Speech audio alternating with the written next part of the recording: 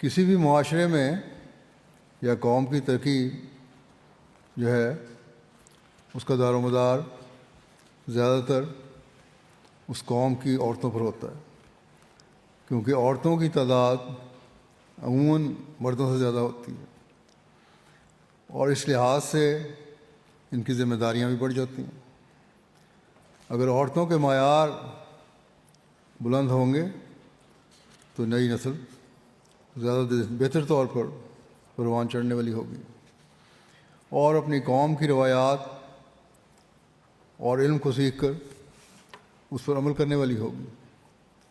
یہی حال دین کے معاملے میں ہے۔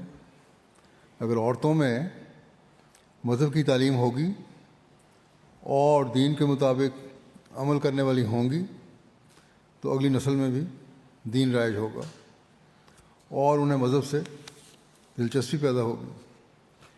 اس لیے اسلام نے عورت کو ایک خاص مقام دیا ہے اور اسے اس کی ذمہ داریوں کا احساس دلایا ہے۔ اس بارے میں اکثر بتاتا رہتا ہوں، لیکن جو توجہ ہونی چاہیے وہ نہیں ہو رہی۔ میں مردوں کو بھی توجہ دلاتا ہوں کہ عورتوں کے حقوق ادا کریں اور انہیں دین سکھائیں، اور عورتوں کو بھی توجہ دلاتا ہوں کہ وہ دین کا علم حاصل کریں اور اپنی اگلی نسلوں کی حفاظت کریں۔